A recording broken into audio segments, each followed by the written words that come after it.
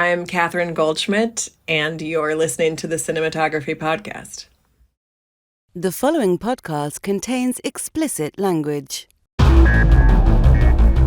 You're listening to the Cinematography Podcast presented by Hot Rod Cameras, a program about the art, craft, and philosophy of the moving image and the people who make it happen. Coming to you from the world headquarters of Hot Rod Cameras in Hollywood, California, are your hosts, Ben Rock and Ilya Friedman. Hey, Ilya. Hey, Ben. How you doing? I look realistically different, even though we're recording this the same night we did the last one because we changed shirts. Did I ruin the illusion for everyone? You gave away the illusion. And in case anyone out there was wondering, that's how it's done. That's how people do like a month's worth of content. There's the C word. You know, in a day or a weekend, they change their shirts. They change their hats, giving it away, pulling back the curtain on how everyone does it. Can I give our video viewers will notice I put a watch on for this one, but I wasn't wearing one on last week's. Nobody noticed that. Nobody. It's very subtle. It's like in The Shining, how Kubrick subtly changes the geography of the Overlook Hotel, and my body is the Overlook Hotel. So, Ilya, who is on the show today? I'm very pleased to announce on the show today is Catherine Goldschmidt, incredibly talented DP. She's Emmy nominated for House of the Dragon. She shot an episode and it's getting some recognition and some love, which is tremendous. And Sweet. I have a great conversation with her and we'll get to that in just a few minutes. But first up, our close focus. What do we need to talk about this week? What's going on in the industry? And now, Close Focus. Well, it's something that went around... It kind of jumped out at Film Twitter. I refuse to call it Film X. It was a conversation that Variety did, Directors on Directors, with Spike Lee and Bradley Cooper. And Bradley Cooper said something that kind of set people off, and I think it's worth discussing, and that's that Bradley Cooper, you ready? You sitting down? Because you won't be if you're on a freaking Bradley Cooper set, because he does not approve of chairs. Oh, well, who does approve of chairs? I mean, isn't everybody anti-chair these days? It's kind of like, the new fad thing.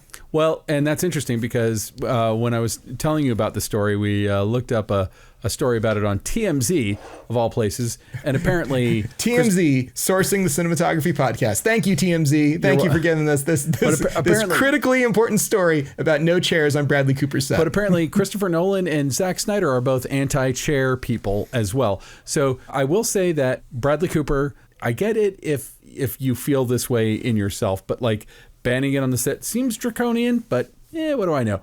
But basically, he's like, you sit in a chair and all the energy goes out of your body. I find when I'm on a set, I almost never sit down. You almost don't need a director's chair for me because I'm never going to sit down. And when I do sit down, maybe I agree with him in a sense, in that like when I sit down, I'm like, oh my God, why haven't I sat down all morning? But like I'm usually up answering questions, talking to people, talking to the actors, talking to the DP. And I also feel an enormous pressure to be not to be the guy sitting in the Winnebago telling everyone what to do and like, serve me my minions, but like out there working my ass off like everybody else, because it's a lot of work and people need answers to decisions so that they can do their job.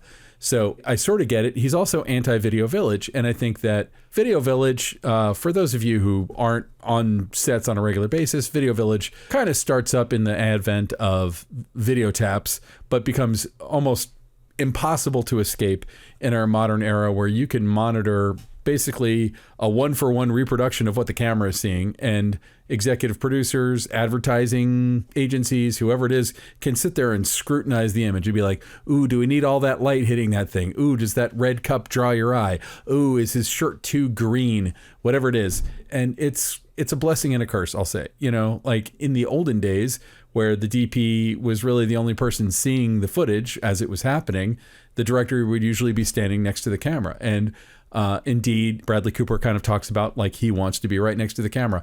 I have, on my last several shoots, I have personally experimented with staying out of Video Village unless there was physically no place for me on set. And sometimes you're shooting in a tiny corner and like it's not fair for me to say, hey, could you guys move all this art direction so I can stand by the camera? I can be 10 further feet away, but my goal is to be closer to camera. But the question is, and I'm curious as to your take about this, do you think there should be no chairs on set? I think it's an interesting thing for the internet to blow up over. I've certainly been on sets where there were no chairs, but that was because production could not afford chairs. It was a very low budget production. And if you were going to park your butt on something, it was going to be an Apple box. Which is what Bradley Cooper says, by the way. He's like, if you need to sit, you can sit on an Apple box. And again, as a director, if I'm right by the camera, I don't want to be in the actor's eye line. I might sit on an Apple box to be lower. And an Apple box, perfectly acceptable for that. Although you definitely, if you spend a lot of time sitting on Apple boxes, you're going to feel it. They make now pads for Apple boxes. The Apple box pads have been around for a long time. I think they're pretty cool. Well, it's interesting though. I don't think I've ever worked with a sound guy that would accept that. So maybe there's no chairs at Video Village, but I think every sound person I ever worked with is gonna have a chair. You want your sound mixer to be very comfortable. I mean, like you don't want your sound mixer to be fussy and uncomfortable and where there's that is a job that should be done sitting. And I would say that actually probably an on-set colorist or DIT station too. You probably want them comfortable too. I'm and presuming organized. that those people have chairs. I think that Bradley Cooper is saying, I don't want a peanut gallery sitting around a monitor watching it like that. And I to a degree, I wonder if you're the caliber of director that he is, who makes Oscar kind of movies, I guess you can say, hey folks, no Video Village, come to dailies and we can talk about stuff.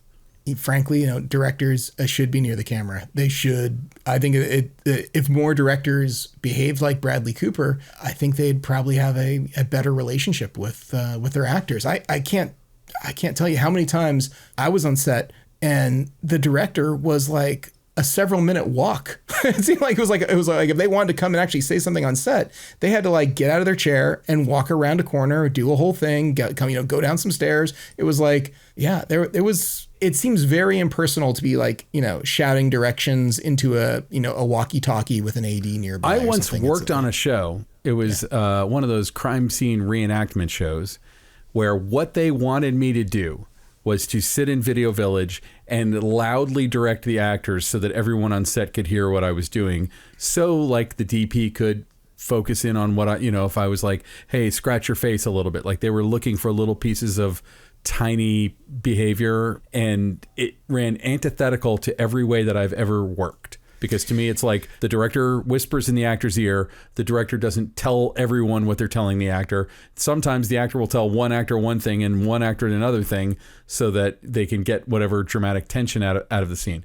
I feel like also like what comes up in this Bradley Cooper situation is Quentin Tarantino, who also famously, I don't know about chairs. I'm assuming that there are chairs on Quentin Tarantino sets, but he is he never sits in Video Village. He is always right at the camera, and you can find numerous videos of him on YouTube kind of talking about this and saying like, your movie's happening right there, and you're 50 feet away watching it on TV. Yeah. But what Tarantino also does, I think Bob Richardson told us about this. Yeah, no cell phones. No cell phones on set. In fact, you show up and they take your cell phone away. And now, to me, this is something that I appreciate. It might be a safety issue, though, too, for some people. I appreciate it, but I also feel like I would never have the discipline to do it. But also, I feel like I use my cell phone on set for a million things. I have a sun tracker app, so I'm looking to see where the sun is going to be at what time if we're shooting exteriors. I have Polycam, so I'm scanning a room to make a very quick overhead that I can use Shot Designer inside of. I thought for a second that was totally the dating app for polyamorous camera people. It's a good idea. I would support people with that lifestyle, but that would not be me.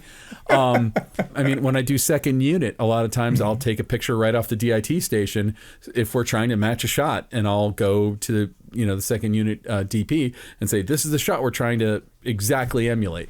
So to me, like not having a phone, I would feel like a little cut off at the heels. But I appreciate the fact that Tarantino is not an anti-technology person, but anti-technology in that way, because it is true that your phone becomes a massive distraction on set. For sure. The flip of that, by the way, is when we're shooting, when we're rolling camera, unless we need him or her for the shot, I don't give a crap if the key grip's checking his email or looking at Facebook or TikTok or whatever, as long as they're not doing it for the gram. As long as they're not distracting from the rest of the set. Movie sets are full of hurry up and wait. And if playing a quick game of Words with Friends gets you through the day, then I actually, on my sets, I don't care. And I will say one other thing is that the amount of discipline it takes to be on set, to be on a film set, even right by the camera and looking at the actors, not at the on-camera monitor, is still it's an enormous siren song. Your eyes just go down to it, and you want to watch the framing and the composition and the lighting and everything. And as someone who's directed a ton of theater, I know how to watch the actors without looking at a camera or without looking at a monitor. But it's like, it so draws you in. It is so hard not to look at that monitor, even if you're saying, I'm going to stand here right for the actors. But, baby steps. I've talked to some people who've deleted TikTok for the same reason. They told me they can't have TikTok on their phone anymore. Like, TikTok is not a thing. So why not? I am not a TikToker, so I don't know. But I don't know if you've ever experienced this. To do what? It's you can't look away. That like they can't have TikTok on their phone because it's like they open up their phone, they try to do something, but then they see TikTok and then they go down the rabbit hole of like, what crazy bizarre stuff are you going to see? Well, I know we started with Bradley Cooper and chairs, but I will just say this. I do have TikTok on my phone. Every once in a while, I'll check it out. I have yet to be sucked down a rabbit hole of TikTok. I don't know if it's an age thing or whatever. I have a harder time turning off YouTube than TikTok. But, yeah, interesting. But when you're on set and you have an actor 5 feet away from you, acting their heart out, crying, laughing, freaking out, pretending to stab someone in the face, whatever, there's something so tempting about looking at a monitor instead of watching them. But I do agree with Tarantino's, his constant drumbeat about that, which is like, you get a better sense of the performance watching them. You are watching a TV when you're watching a monitor. But if you've ever been in a doctor's office that had a TV, your eye just goes to it, man. We've spent, 80 years on this technology to make people want to stare at it, and we all stare. So maybe Tarantino's onto something with the phone and the monitor and all that stuff. And maybe Bradley Cooper is too, getting rid of the video village. Yeah. Who would have thought that getting rid of a comfortable place to sit will make for a better movie, but terrific. I'm glad that it works for him and his team. Yeah. I mean, I got no judgment on it at all. I think he took an unnecessary amount of heat about it, honestly. I think it's really interesting because I'm sure that most of that heat is not coming from people who spent a lot of time in Video Village. So, which should be the people who'd be giving him heat. It seems like those would be the people. I'm sure his script supervisor has a delightful chair. I mean, come on. She's probably got like a lean-to of some sort because, script supers absolutely need a chair. They put her in one of those giant plastic bubbles that Wayne Coyne from the Flaming Lips comes out on the audience, and she's just like in a big plastic bubble. A Zorb, isn't that what those are? Is that what that's called? Those were like the ones that you can roll down the hill in. So. And on that note, let's get to our interview. Here's the interview with Catherine Goldschmidt. The Cinematography Podcast Interview. I'm joined now by Catherine Goldschmidt, BSC. Welcome to the Cinematography Podcast. Thanks for having me. You've been doing this for a little while, and congratulations on being inducted into the BSC. I know a bit about what it takes to get into the ASC. Is it something similar for the BSC? What's this like, having those 3 letters after your name? Yeah, well, it is exciting. It is similar. Yes, you have to be nominated by 2 different people who are, members of good standing. I think they have to have been members for 5 years or something like that. So my membership is brand new. I got inducted this past summer.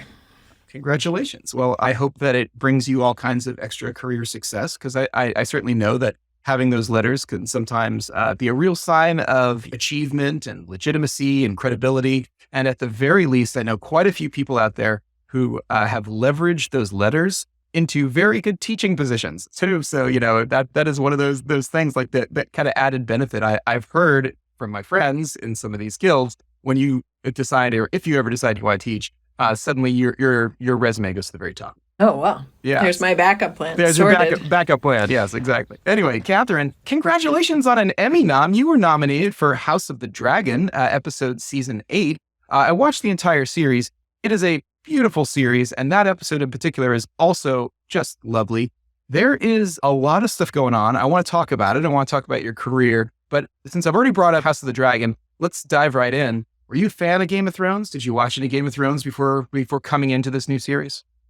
I definitely did watch Game of Thrones, but I think the term fan, I'm not sure I identify exactly that way. But I definitely, thought the show was awesome and was really excited, when the call came in asking if I wanted to meet on this prequel show. Obviously, it's a different show. It's its own thing, but we sort of hark back, if you like, or forward, depending, to the Game of Thrones. It's all the same universe. So yeah, so it's a really fun sandbox to play in. Yeah. Okay. So the episode that is nominated is episode 8. And were you shooting other shows of the series too, or did you just come in for this one episode? I just did the one episode with Geeta Patel. So the way that it works is that directors are sort of paired with DPs. And so she and I, we came in to just do episode 8. Well, congratulations. That's great.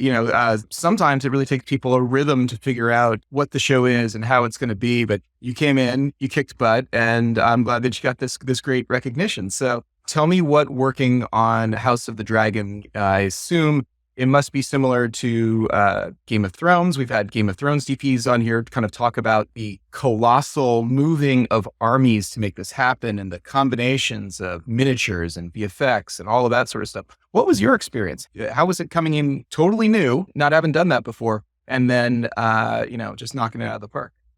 Yeah, well, I mean, it was very exciting. It was also, a bit overwhelming because it was, the biggest show I'd ever been on, really. And yeah, it is a sort of behemoth of a production. Everything from the sets, which are enormous, to, the costumes, which are so incredibly painstakingly handmade and aged, and all the armory, obviously, all the armor made by the armory department. And yeah, then working extensively with VFX, etc. But yeah, I mean, one beautiful thing about our episode is that it is in many ways a bottle episode, a lot of it is interior. We had some exteriors, we had some location work, but the majority, we have these enormous, great multicast scenes which happen on stage. And so that meant that the sort of biggest challenge, I think, really within the episode was just digging way into, each and every character, where they were at, whose point of view we wanted to be in at any given time,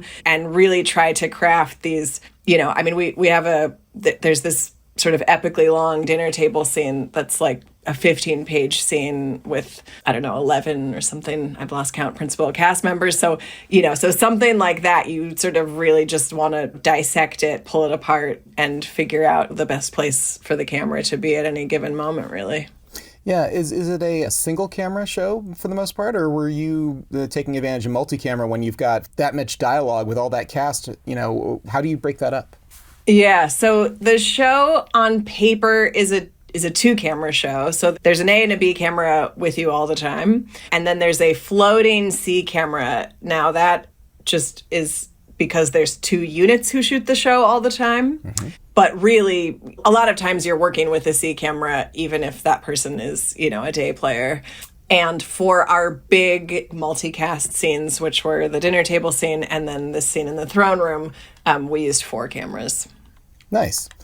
So let me ask you this. Had the show started airing by the time while you were in production with episode 8? Was it already on? Did you have the ability to look at finished, fully graded episodes before you started your journey with House of the Dragon? No. So it's a unique way that the show shoots. It's similar to Thrones, or perhaps it's the Thrones model, which is basically they shoot all the episodes at once, sort of all scrambled together in the schedule. So it's quite unusual. I mean, for us, because we were only doing one, we did start a lot later, and that's why we wound up only doing one, because of the director's availability. So we did start later. So we had the opportunity to look at dailies, lots of people's dailies before we started. And I think what had happened is that they had actually, because episode 7 was mostly shot on location in Cornwall, they had done that first.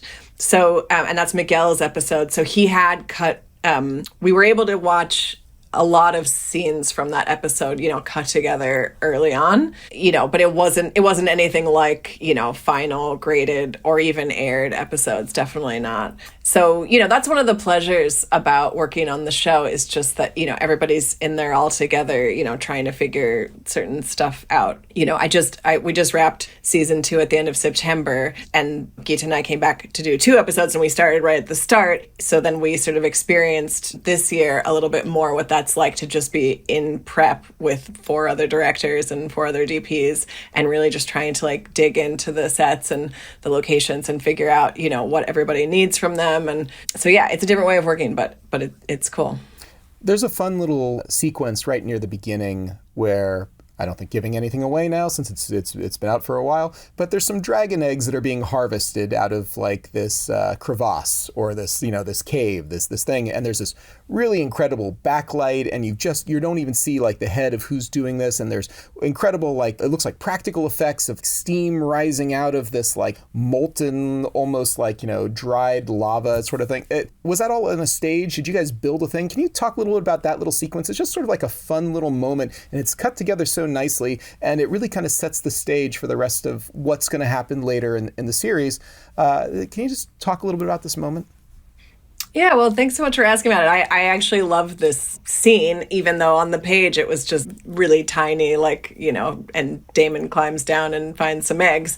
But it was really fun for us to shoot because it's like a world building moment, like where do dragons lay their eggs? How does Daemon find them? How do we see them? And this is obviously Daemon's introduction in our episode as well. So yeah, so we really wanted to sort of play a little bit on the mystery of, of where we are, not to reveal too much, basically, to leave people guessing a little bit for, future episodes. But yeah, so I think the sequence starts with this enormous wide shot, which was a combination of, so part of that is a set build that's actually an exterior set build on the back lot. So we did shoot like a stunt performer coming down this crevasse, but then because Geeta wanted the shot, wider than they could possibly build the set, and that we could go, then the rest is a VFX set extension that they did, I think, using miniatures. So that's that shot. And then in the director's cut, it's unbroken, that you just sort of, the camera glides along the floor and up the mound, and you see somebody kneel down. You don't see who they are. They're digging. The egg comes out, and then you reveal it's Daemon, all one shot. So that's how I know it was in the director's cut. But obviously, like, they had made, you're right, it's a practical prop with the eggs and the steam and the this and the that. So even on the day, we were like, well, we do have to, shoot this piece of coverage because you might want to see that. And it's true. They wanted to see it. So yeah, but I mean, it was such a fun scene to just, conceptualize with everybody. And the scene is just a great example of all the departments collaborating to create, this new aspect of the world. That's great. All right, I'll tell you what, you did a BTS. You did a BTS for it. You did a thing called The House That Dragons Built or something to that, like that, which also aired on HBO Max. How do you feel about doing sort of like that BTS promo type of thing? I mean, I assume they do that long after the fact, and they're not like, taking you kind of like on the day. You're getting called in to talk about your job and your craft, and that's a thing that most, like, if people want to seek out DPs talking about their craft, they find shows like, like this. This stuff is out there. But it's not usual that DPs get brought in and really, talk about their stuff in like an EPK format that goes out on networks, to the whole world. What's that experience like for you? Sitting down and being there with, directors and stars and talking about your craft and in that sort of standpoint. There's usually a really big divide between the above the line people, all of the artists, as the DP, you are the head of 3 departments below the line, and you're part of all that. What's that experience like of doing the publicity bandwagon for a show? Well, it's funny you say like, oh, they probably let you finish the show first and then record. But actually, on season 1, I clearly remember having to do that behind the scenes video before we'd shot huge scenes, actually, before we'd done the dinner table, before we'd done the king's death. So I was getting asked about it, but we had to sort of speak hypothetically a little bit because we hadn't done it yet. Yes. And it was sort of nerve-wracking too, because obviously we had all these plans and all these intentions, but we hadn't done it. So that was very strange. I actually preferred this year, somehow they managed to let us shoot most of what we were supposed to shoot before they pulled us in and started asking us about that. And that made it a lot easier, You're honestly. giving away the movie magic. Most people think that, like, you know, and like, you could have just right now said, oh, yeah, of course, yeah, we did it much later. But no, you're revealing the fact that quite often, like, you know, you're being asked to talk about things that haven't even happened. Anyway. I know. And anyway, I was really surprised that, you know, that they cut it all together and it was like we had done it already. And so I was also fooled by the movie magic of it all. But I think one thing that you were asking me about is just like the whole experience of working on the show and the fan base is that people really are interested in what everybody is bringing to the table. And that's why we're all included in the behind the scenes, because it is really this monumental, you know, team effort with all the departments pitching in and lending their expertise. And that's truly, genuinely one of my favorite things about working on the show. Catherine, I want to switch gears here a little bit. Tell me how you got the bug. When did you first realize that this was a career that you could have? Okay, so I don't think I realized it was a career until I got to university. So prior to that, I grew up in New Jersey, small town, public high school, and basically you could either do sports or, you know, do theater. So I did theater. And then I got to college and I tried out for all the plays and I didn't get cast. And then somebody asked me, oh, well, I'm shooting a short film on the weekend. You know, do you want to come help me with that? I said yes.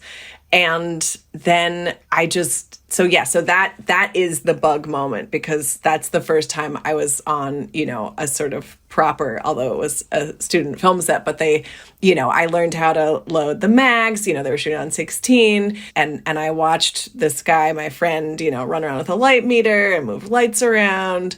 And it was just, you know, we were laying marks, we were doing the clapperboard, it was the whole thing. And I just was totally blown away. And I never went back to theater and became a film studies major, which, you know, is more, because it was a liberal arts college. I went to Wesleyan. And so it was all, you know, history and theory and criticism, you know, and there were just a few opportunities for production, which I took with both hands. And I, you know, did extra courses in the summer. And when I graduated, I moved to LA and started working, you know, fairly quickly as a camera assistant.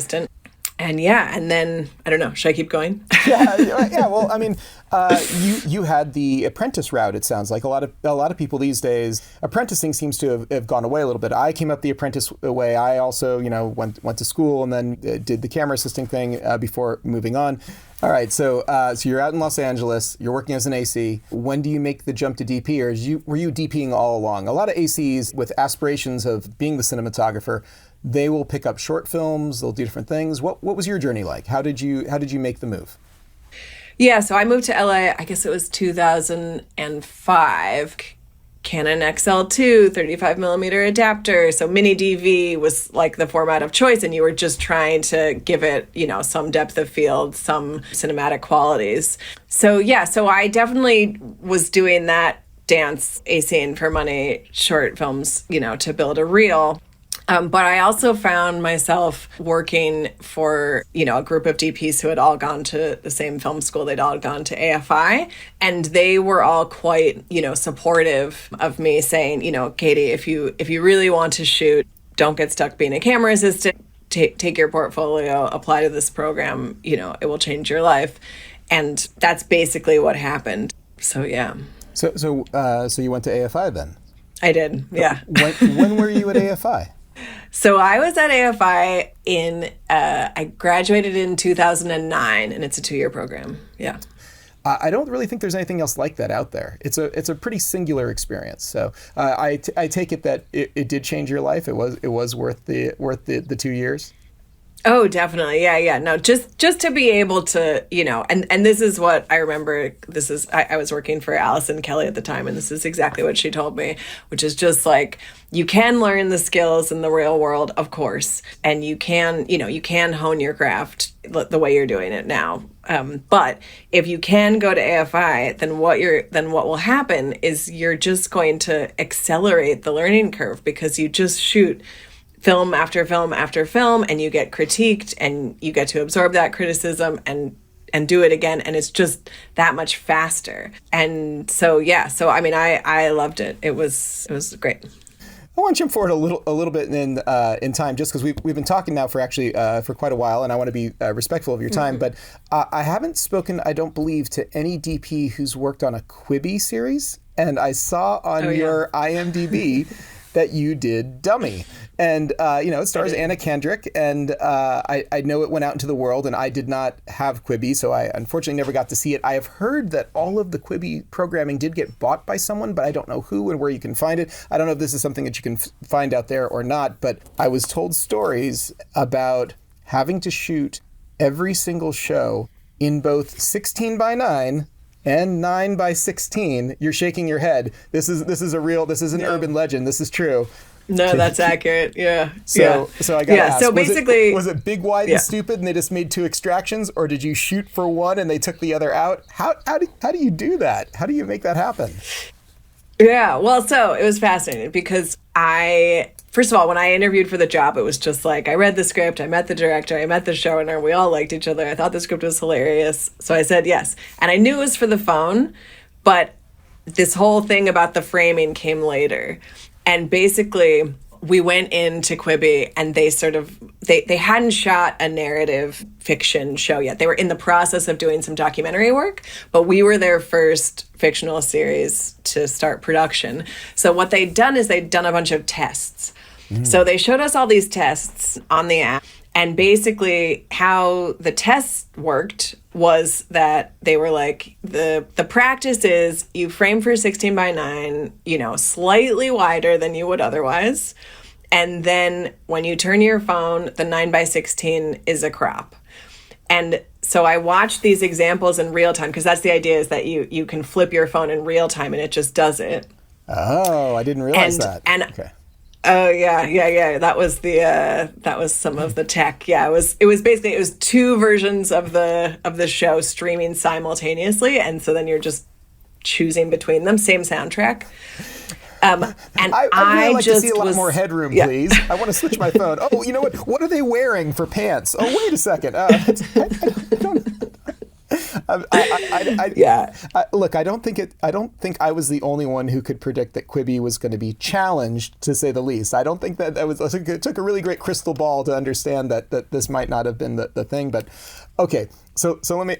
Sorry, I didn't mean to interrupt. Please continue about how did you guys figure this out? But then I want to ask you that, like, what does that do to you psychologically when you're on set? And so, I've got this really great frame here, and now I have to make this other really great frame, or which is the compromise? It seems to me like something's going to be compromised. Totally. So here's what I wound up pitching back to them, and they were like, sure, try it. So what I wound up doing essentially was, we actually framed for a square, one by one square. And out of that square, you take the 16:9 extraction and you take the 9:16 extraction. And the benefit of that is that when you turn your phone, it's not a crop in, it's just a new frame. So in other words, you're discovering more that you didn't see in the other version. And where we wound up putting that more was we put it down below. So because we wound up shooting it large format, we shot it on the Sony Venice, such that we could, take these crops and have them still be high resolution. So after scouting around with these 2 custom frame lines, I actually realized there's so much extra frame down below. So we wound up doing it more. We wound up arranging the frame lines more in like a crucifix type, so a little more headroom, but then still there's more down below. So what this wound up doing for us psychologically on set was interesting, because, it was new for everyone, right? Like, the operators were like, oh my God, what's this going to be like?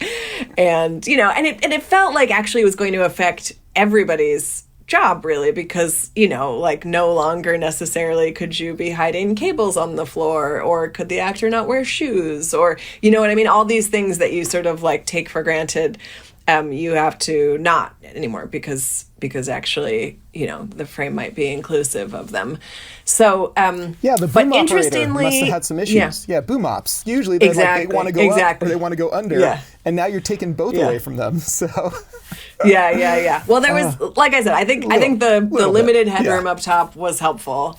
But I think the fact that the show is mostly, Anna Kendrick acting opposite a sex doll, and it's very much a comedy, I think that lent itself to the format. Like, I remember the show I was shooting just before was, this like multicast murder mystery, and I was like, thank God I don't have to compose for 9 people in a frame or whatever. So that wound up suiting it quite well. And to be honest, everybody sort of surprised themselves in a way because we wound up finding new value in the 9x16 frame. I mean, I remember watching it on the app and thinking, because here was the thing, you asked which one were we going to prioritize. Well, everybody was like, well, we're obviously going to prioritize the 16:9, because if this was ever going to live off the app, then that's how people would see it. And we're filmmakers, and that's our aspect ratio. But the surprising thing was just when I did watch it on the app, I wound up holding my phone vertically, which is what the app people told us would occur. That was the sort of like, that was why I was searching for this better solution, because everything that they had done in their testing told them that most of their audience was going to be watching it vertically. So that's why I didn't want it to just be some crop. I wanted it to be, to be a frame that we had chosen and composed for. Yeah, well, it's way more comfortable to hold a phone, this way than that way. And I think that actually that's the default for a lot of people. But composing like 2 shots or 3 characters, I mean, maybe that's not, you didn't have to do that for Dummy, but I got to imagine that as you're doing this 9x16 and you have to have maybe a group of people talking to each other, it makes a lot of sense in the traditional format of where you position people in shot, reverse shot. When you're doing it in vertical, how does that scramble your brain? Or how to place people? Are you placing people more in Z-axis so they're further apart but closer together? I mean, are you trying to really to hold 2 people like over the shoulder in that sort of shot? That to me just seems like, it seems like you spend your entire life learning how to really get great at one thing, and then someone says, yeah, you know what, let's just chop the sides off, and now you got this room here. How does that, your blocking has to change, your framing has to change. How does that change your job responsibilities? Yeah, no, it's true. I mean, two shots were tough. They just, especially like if you really wanted to hold them in the 9x16, you just had to get way far back, basically.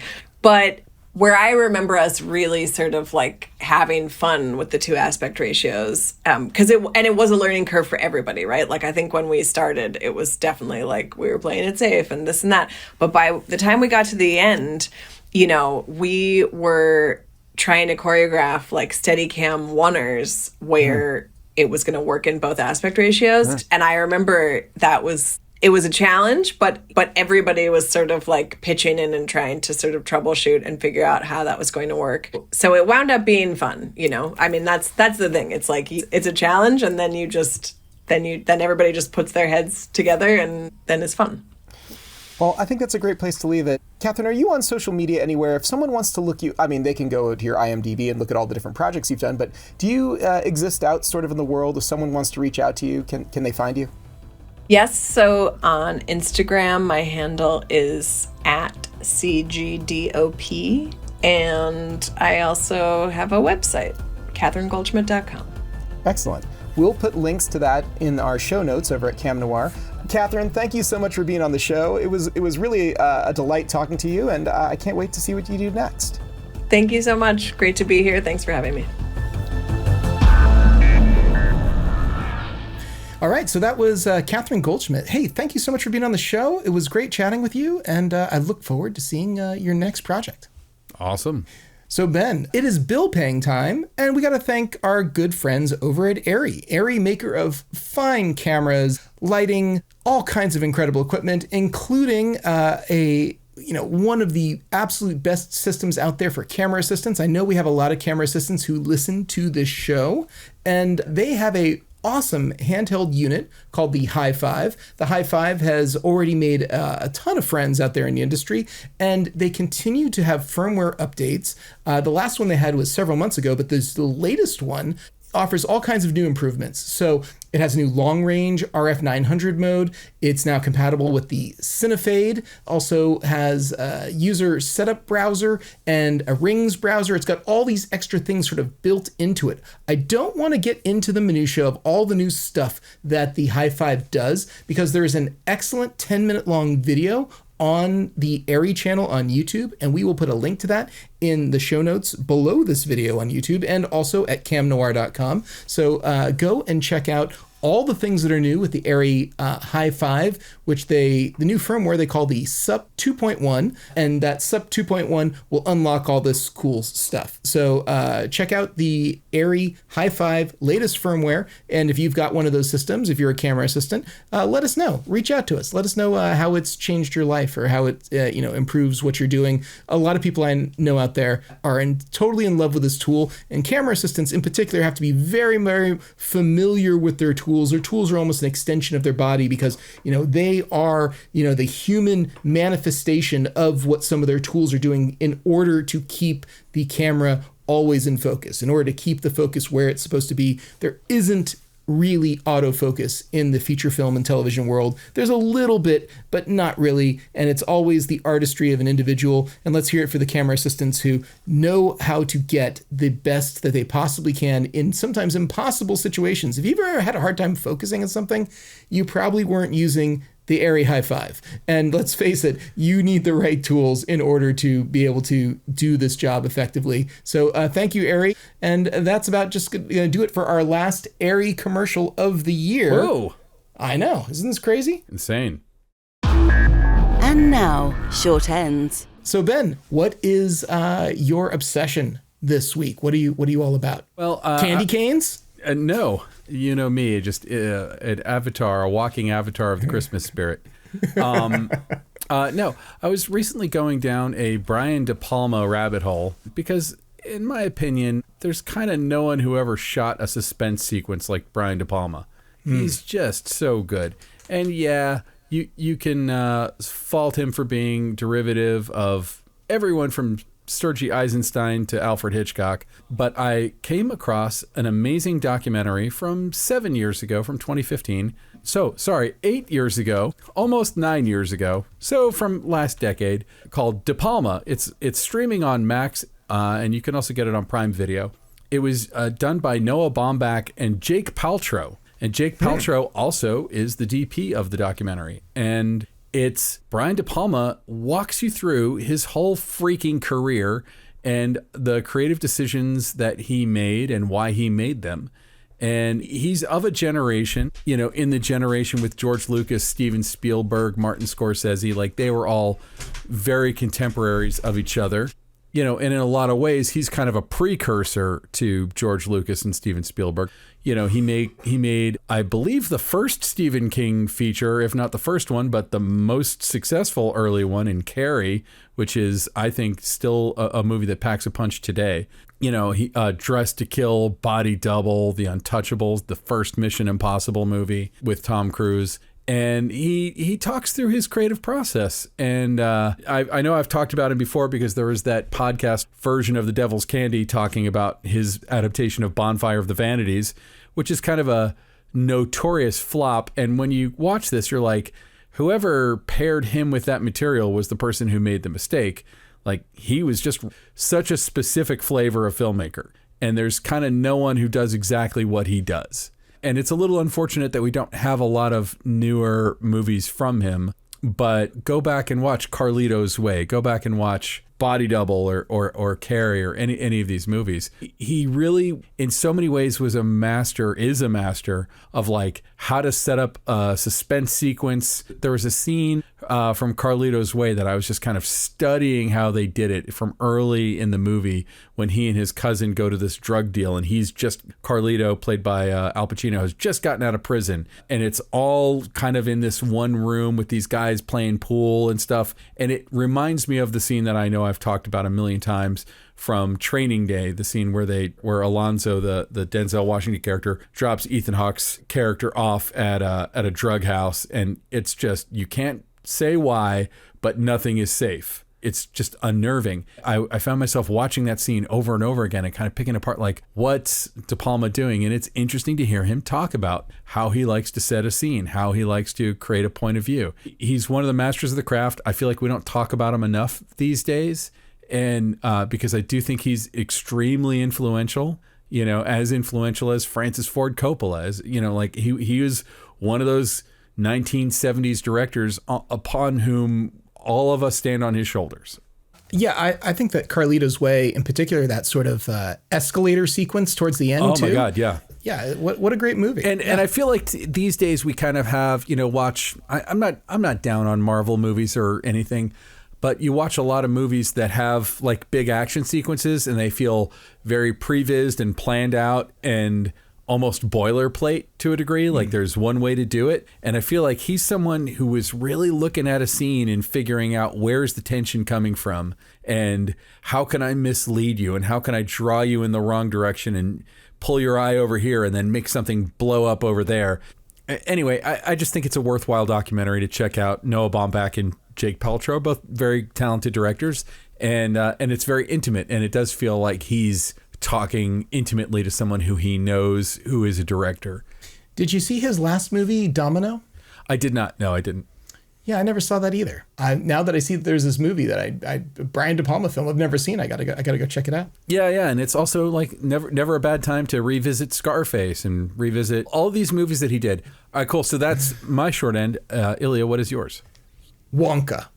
I saw Wonka, and it's my short end. I didn't expect that I was going to like Wonka. Okay, first of all, it's a family film. So, get your head straight. It's not super subversive. It's a family film. And I've never seen Paddington 2. The original Willy Wonka and the Chocolate Factory is also a family film and is also one of the most deeply subversive films ever made, in my opinion. But go on. There's some interesting choices in this movie, and I think by and large they work. But it all kind of stems initially from Willy Wonka being illiterate. So I'm not going to give anything else away, but the fact that he's illiterate basically kind of puts a whole series of events into action. And I really appreciate some of the clever, okay, here's the thing. Through watching this movie, and now it makes perfect sense for all the other Wonkas, the Tim Burton version, the Gene Wilder version, whichever ones you're thinking of. But Willy Wonka is equivalent to Mary Poppins. As soon as you get in your mind that this is like Mary Poppins, that he's not just some sort of like mad chocolate genius tinkerer who can invent these things. No, he's magical. That is really what this is playing on. And as soon as you get that, it's like, I get it. I understand what this is. And I love the world they come up with. And I have to say that the Oompa Loompa, there's really only one real Oompa Loompa, giving nothing away because it's in the trailer for Wonka, is played by Hugh Grant, and Hugh Grant steals every single scene. I mean, he's a treasure. He's an amazing actor. He's great, and he is so great in this role too. It's like you want to see sequels. You want to see more just because of Hugh Grant. Hugh Grant is like, he's this incredible on-screen persona. He is a fierce antagonist in some ways to Wonka. It's like the whole idea of like Willy Wonka and Oompa Loompas like all sort of living together in harmony, that this predates that, and clearly it did not start out that way. So I love it. I love all the stuff with Hugh Grant, and even though there's a little bit of things that were not my favorite aspects, this is not a review of the movie, but the movie works. I enjoyed it. It's silly. It's out there. Well, and it's the director of Paddington and Paddington 2. And like, I never saw that, but now I feel like I have to. You haven't seen Paddington 2? Paddington 2 is pure magic. You will love Paddington 2. Do I need to see Paddington 1 to enjoy Paddington 2? I did not see Paddington 1, so I cannot tell you. Okay. So I just need to see Paddington 2. All right. Yeah. It's in my future. Now that I've seen Wonka, I have to go watch Paddington 2. Yeah. All right, Ben. I think that's just about going to do it for us.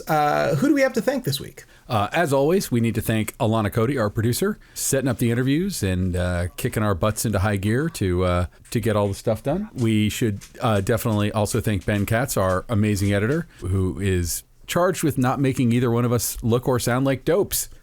And even though you still have the fancy camera, I don't yet. So I'm looking forward to one more week. One more impossible week of no fancy camera. Maybe 2. We'll figure it out. And last but never least, every scrap of music that you've heard was recorded by a man named Kays Alatrachi. Go to his website, Music by Kays. That's with Kays with a K. Kays. Check his music out. Hire him to do your visual effects. Hire him, as my friend Jill Bennett recently did, to color grade your entire feature. He is everything all at once. All right, Ben, where can people find you if they want to find you outside of this podcast?